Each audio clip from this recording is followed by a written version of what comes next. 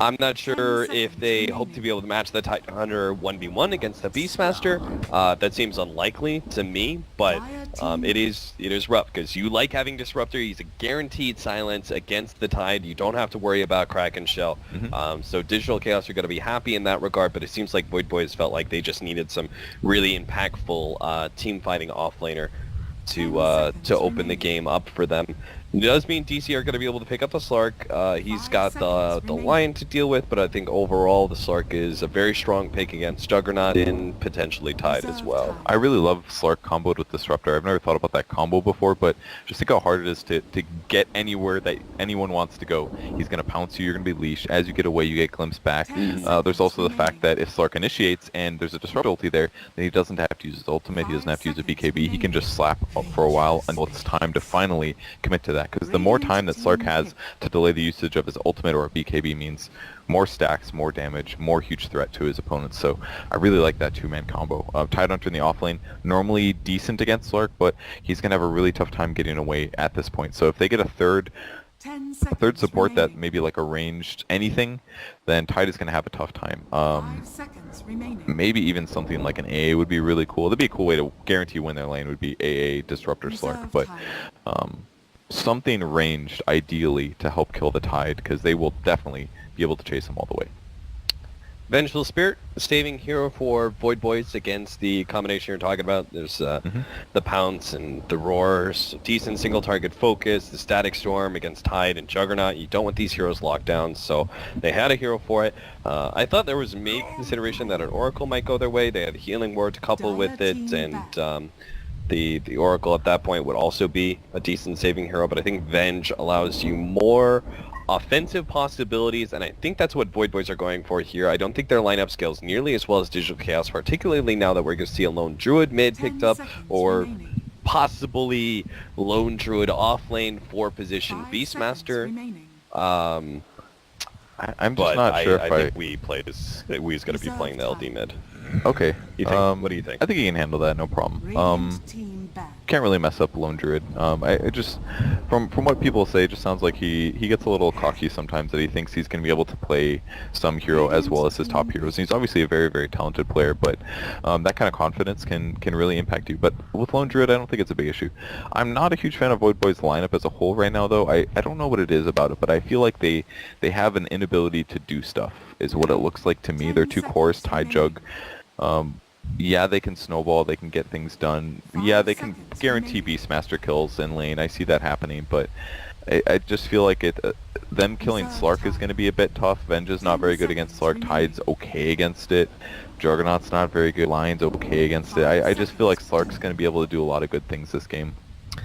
Doom. So we are still looking at a greedy 4 position for DC no matter what. It's more lockdown against Tide Hunter. It's also good against the Juggernaut. Yeah. I'm with you. I feel like I don't think you felt this way, but I felt like I'm feeling the same way about this Void Boys lineup as I did about FDL for Game 2, where it's like they've got a good amount of team fight, but I don't necessarily think that they guarantee win team fights, nor do I see a transition to objectives, nor do I see them having better late game. So I feel like it's just like, okay, you've got team fight, maybe some early game, but I'm not sure if you can actually transition that into a win in any way, but... Yeah, I definitely like the Doom pick. I think it's really good. Doom against either Jug or Tide would have basically take their whole team out of the fight. I don't really see Venge as being that great of a pick. Swapping out Beastmaster Roar is okay, but swapping out Slark means your Venge still just dies afterwards, I feel like. So I think I actually would have liked something like a Shadow Demon there more a bit, because at least it can save... It's better against Slark. You can disrupt him, you can ulti him no matter what. I think that would have been a bit of a better pick, but the downside, or the better thing about Venge here is that Vengeance Aura and the Wave of Terror is very good with Jug Phantom Tide. It's a lot of physical damage, but if DC gets too tanky and they get AC and a Vlad's, Void Boys just is going to stop winning fights. That's what's going to happen. They're too all-in on one damage type. They've got some magic, but it's not that much, so I don't have a lot of faith in their lineup right now. It'll be good laning at least. Maybe if they get ahead, Lion can get a lot done, but it's just who's going to be there for the damage? Is every fight going to be like Boots of Travel, Phantom Lancer to a creep as they initiate with Blink Hex? Like it seems very very iffy in a lot of ways. I don't know. I feel like they have to get ahead for their heroes to be better, is the only way. All right, Purge. I'm all in on Misery on these predictions. Jesus. I mean, it just happened to be that we have 3 predictions about wards, and Misery is the one who's placed in the first round of wards here, as he's the disruptor. Soxa is going to be a little bit greedier on the 4 position, so he's unlikely to be doing much warding in this game, despite him doing it last game. Last player to be killed, though? Who'd you pick for that one? Resolution. On Slark. Okay. Yeah. Actually, I might pick Wee. Yeah, I think that's also a respectable. Yeah. Who's going mid? That's the question. If it's Wee's going mid. at 30 seconds. It's Phantom Lancer mid. Okay, if it was Jug, I would say maybe he would be the last to die. I'm gonna put Wee down. Yeah. I don't feel very confident about that now, actually. All right, I think They you're right. do have some pretty, like, they're pretty good. If they can actually get that initiation, the support duo that's going to be roaming onto mid from Blue Boys is a bit dangerous. Obviously, they have Savage Roar to contend with, but you're talking about 3 nukes, essentially. Lance, Magic Missile, and Earth Spike. Yep, and that's going to be more than enough to kill a pre-600. So. Yeah. Okay, so we are going to have Moo Iron Taloning away, but what does Soxa do if he's Iron Taloning? Do you think he goes into the offlane at all, or is he going to be roaming on mid? Well, he'll eat this creep here at the large camp, obviously, see what he gets, see if that affects whether or not he can lane. If he gets something like a Satyr, he's going to be very happy, because then he can resist a lot more of the damage. And by resist, I mean eat it and then heal up. Yeah. Basically. He does get one, so this could mean that he goes straight to the offlane. He can also use this to go mid and try to zone Susie a little bit, but I feel like him getting experience or getting stuff done is maybe a bit more important. He will go mid ultimately. That top lane is rather scary. 2 disables with spin. Yeah, that's huge kill impact. That's a really good point. Instead, he's going to look for Tide, and he's going to find Sanking here. It's good that Omega opponent rotated over, but he's got Wave of Terror, so yeah, good luck on that one. Alright, Saps has the experience. I was hoping that we would see Soxa throw out the Shockwave. He's holding on to it now. It's so much mana though. You got to save it for the right times. Yeah, I thought he was gonna go for the last hit on the creep, but Line's gonna find him. Fair nose. Oh wow, he knew exactly where. Unfortunately, he can't trap Soxa in there because he can't win that man fight, but yeah, he can get some damage and force him away at the very least. If there was an observer ward there, he knew he hadn't left the jungle, so he just predicted where he would be hiding. So Soxa's kind of getting stuff done. He's forcing the supports to rotate around. This is overall quite good, I think, and he'll always accelerate with Devour later, and it's also slowing down Tide's jungling speed, so this is overall very, very good for them, because Moo's going to be getting full experience and gold gain, and the safe lane of DC is always going to... They're also pushing. I assume they did this on purpose. They're even pushing with Dark Pack here on the safe lane. Yeah, this is... I repeat this in cast so often, but the one person that I really notice doing this the most is, like, Matumba Man for Liquid. Whenever he plays Slark, he's always pushing the lane in when the off-laner's away and chipping away at the tower. And he gets it incredibly fast, and you're seeing Resolution doing it really quickly too. They're forcing Snake to come back, and he just gets glimpsed right away.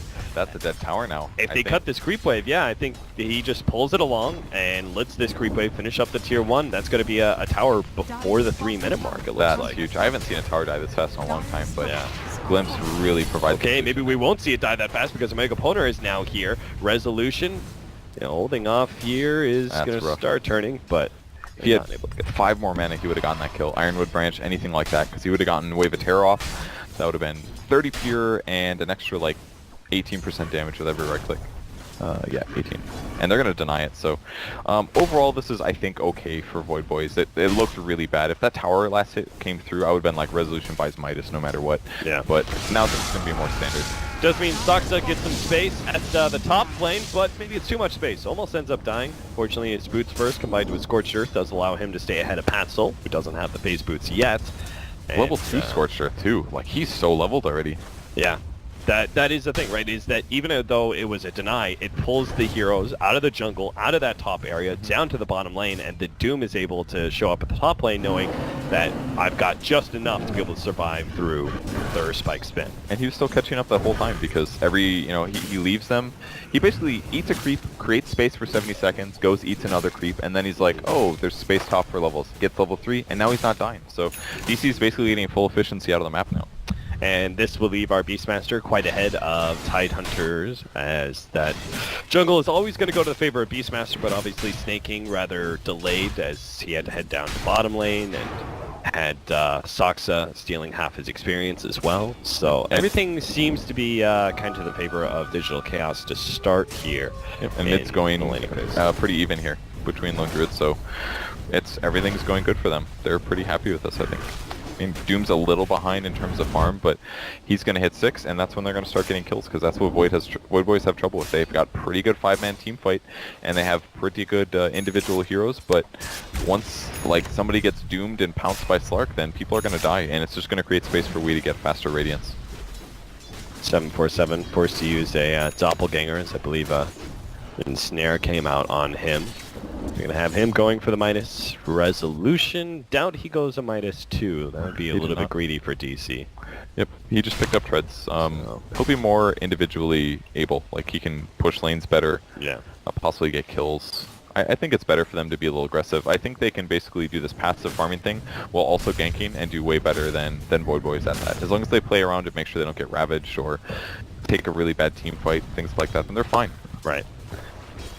Two supports back up at the top lane. Saksa is hesitant to actually show up there. In fact, he's going to be in a position to be able to pop their smoke, their attempted gank onto Weehaw. We talked about the danger of the triple nuke lane in mid against Wee, and Saksa actually spoils that surprise perfectly. So I don't know if you guys knew this or not, but I think it's a fun mechanic. When you transform in Dota 2, it's a Warcraft 3 based thing. If you start the transformation right when the nuke hits you, you dodge the damage. And I think you missed it on camera, but I caught it. He dodged the Spirit Lance from PL there, so you missed it. But I just love that. I just love watching people do that. It's very, very cool. Very small thing. You could do it. Used to be able to do it with God's Strength and Metamorphosis and Alchemist, Chemical Rage. It happens sometimes. Yep. It also technically stops the stun too, in some ways. Alright, well, Clairvoyance will be caught, and that will be our first blood going the way of Resolution. Last player to be killed. It's not Lion. Yeah, it's not Lion. Saksa, is he going to be the next one on the list?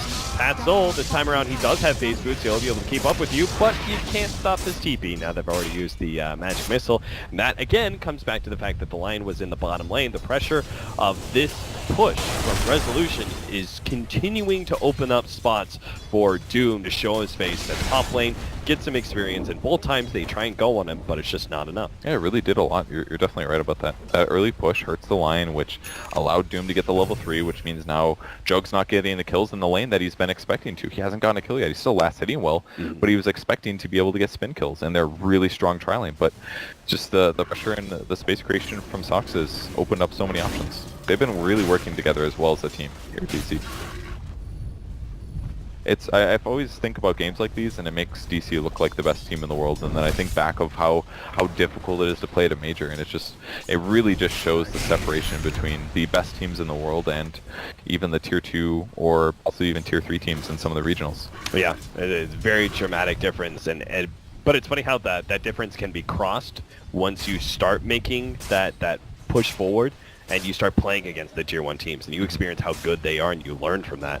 Moo trying to get out the Primal Roar, Mega Poner just outside of range thanks to Nighttime, and now Moo may be the one in trouble. Pat Soul thinks he's in trouble anyway. He's going to come forward with a spin. He's going to be controlled up by the Primal Roar, and they sent back Clairvoyance. That is actually going to turn the fight back in the favor of Digital Chaos until Snaking shows his face and DC go, nope. Yeah. Not going to go into a Ravage, that's for sure.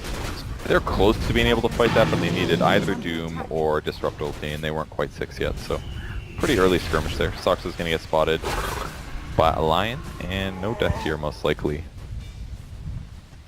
So Roar had to be used, so that was decent for Void Boys, but I think DC's overall okay with that. He's not going to farm as much. Misery's going to get some last hits here. Yeah. Not a big loss for them. They didn't lose any time on their important farming heroes, right? The Lone Druid and the Slark continuing to farm away. Resolution, you think Blink or Shadowblade this game? Which one is a little bit better? Definitely SB, I think, right? Yeah. Like, if he gets, if he pounces on somebody like Tide, it just starts the fight, basically. Forces a bad Ravage. Same thing for heroes like Lion or Venge. He could just wreck these two heroes. Either of them, if Slark initiates first, he's probably going to get a kill. It might cost him his ulti, but he's going to get a kill. So definitely this is the most SB game ever, and that's one of the reasons that I kind of prefer somebody like Shadow King in a lot of cases. It's better against defending against that aggression. Yeah. Misery, spending some time with Moo at the top lane, is getting some experience trying to progress to that level 6. They are going to try and go on to Clairvoyance right as the TP goes out for the Vengeful Spirit. Looks like they were able to scout that one out thanks to their ward, see the free opportunity for the kill.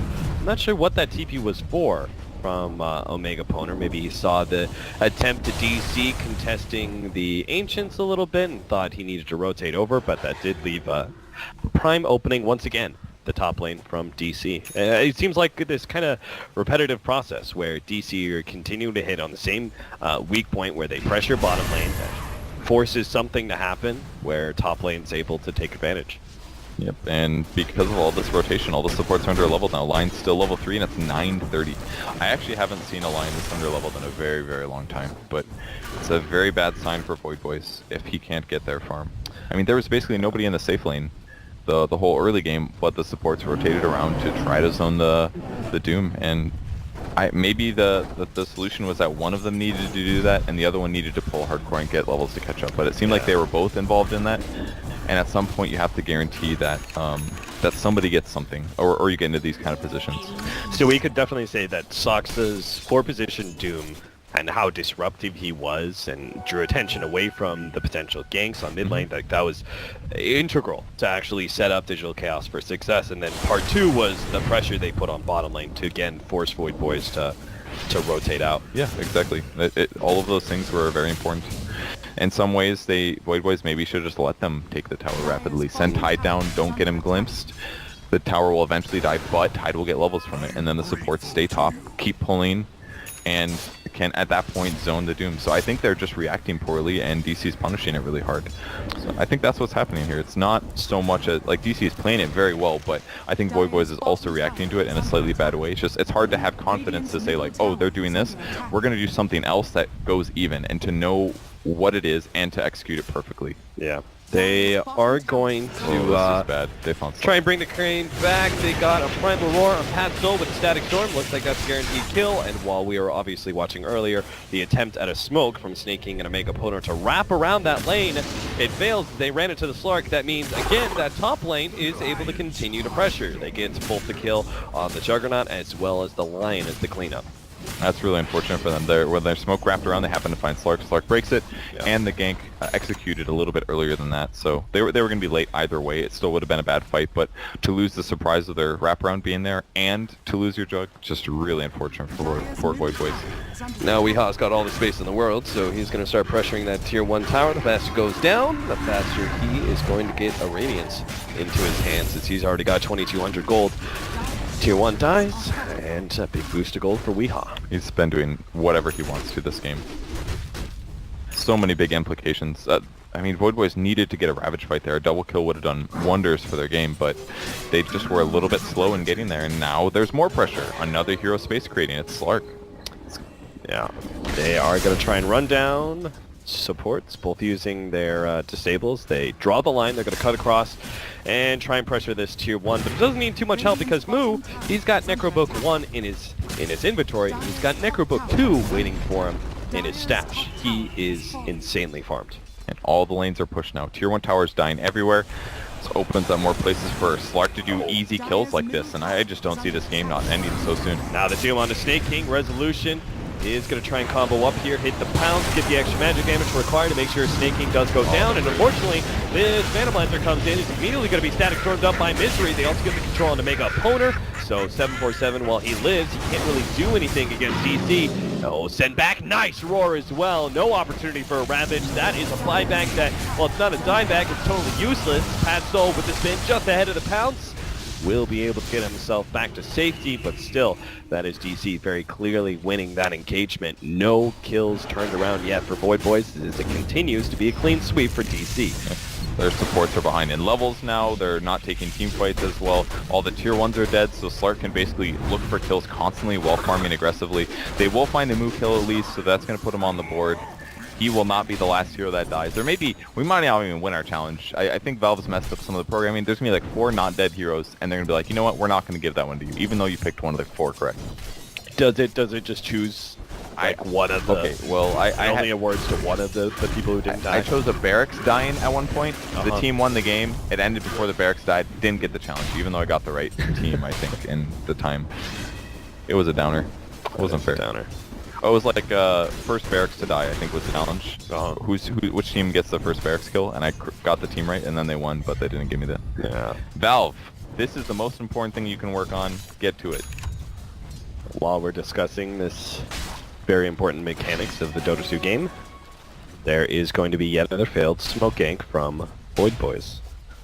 They're just not finding any ground in this game, and I think they desperately need a Blink Dagger on Snake King. You know, I normally it's mech, right, but this kind of game, they just seem to be struggling on the initiation front.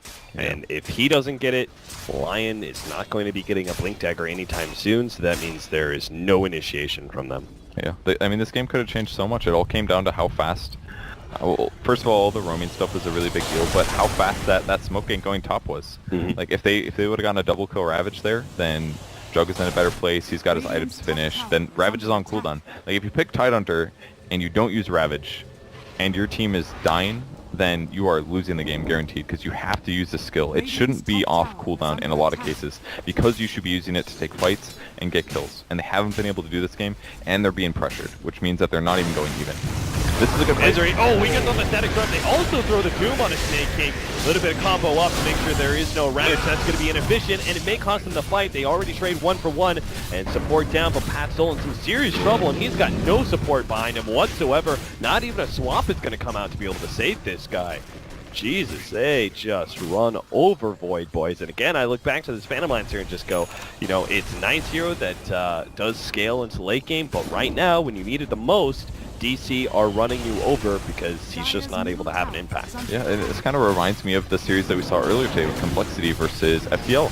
They grabbed a hero that wins their 1v1 match in mid, but they're not as mobile. It's a carry. It takes them a long time to get up to speed, and if the rest of the team is losing the game, then you need somebody else to help create that space. They're not slowing down one bit. They continue as a 5-man as they take that tier 2 in the mid lane, and they're going to rotate to bottom, and then they take that bottom tier 2. They consider Roshan, I think. Wait. I talked about not having swap, no save. I mean, Omega Opponent didn't even have swap when that pickoff was happening on the Juggernaut. So I guess I can't really blame him on positioning or saving the Juggernaut or anything. Cause like, it's hard to even have discussions about the game at this point because it's based so much on what level they are. Yeah.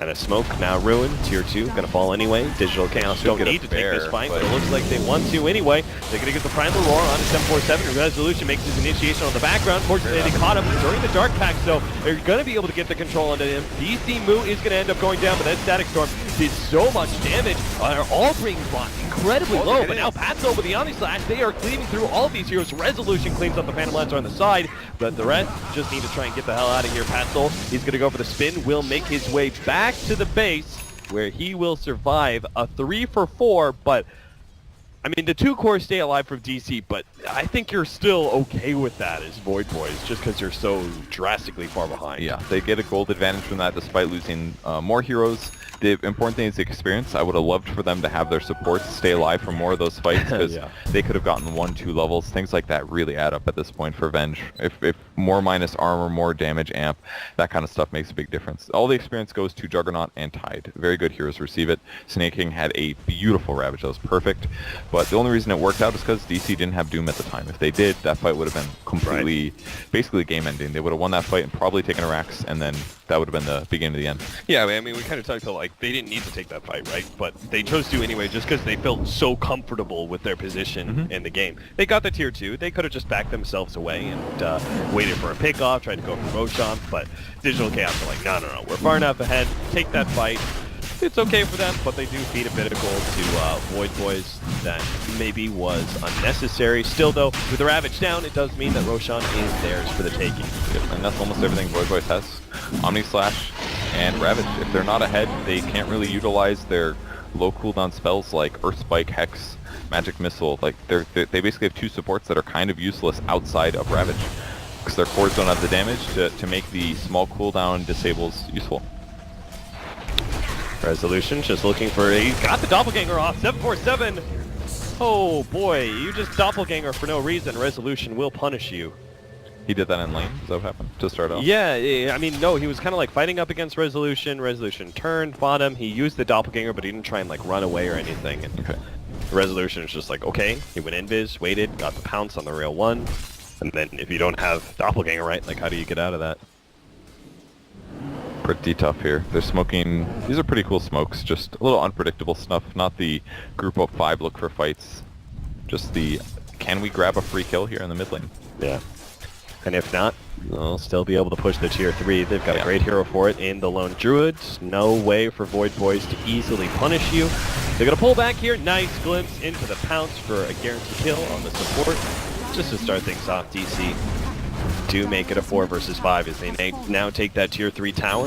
And Void Boys, they need to make the initiation now. They've got the Ravage. If they want to be able to stop this melee Rax from going down, they just are fearful of going for it. They're really not going to hit the heroes they need to if they just jump onto this cliff area. They're going to hit maybe 2 heroes, 2 of the tankiest heroes in the game. Yeah, it's so tough. I don't know how they want to fight here. I feel like they should just go for it because they're already behind, and the more racks they lose guarantees the loss, but minimum they can wait maybe for Necros to die. They can try to slow the push a little. Oh, this bear even has a moon shard. They're so far ahead. There's the Ravage. They're going to try and combo onto the Slug. See if they can pop him. The Static Storm now comes in. The Omni Slash bounces around. They've taken out the Beastmaster. 747 though immediately dies. He gets targeted by the Doom. Resolution. Nice. There's Spike there. Trying to blow up. Oh, he actually went for Soxa there. Maybe because Resolution's Aegis, but either way it means that nobody's going to die. And Snaking looks like he'll be the last one dead in this fight anyway. 18-7, and that's where we call it. GG from Void Boys. Digital Chaos will take this series 2-0. There was a good Ravage at the end, but they didn't quite focus fire perfectly. They got the Beastmaster close to no Roar there, but too many tanky heroes to kill. They would have had to stop Doom from coming out and Roar, and then maybe they would have won the fight. But instead they got Disruptor Beastmaster. It was a good close chance, but either way there's an Aegis, and you got to fight through 2 carries, and that's so tough when you're this far behind. Yep, and that brings us to a close for this initial round of the playoffs. We, of course,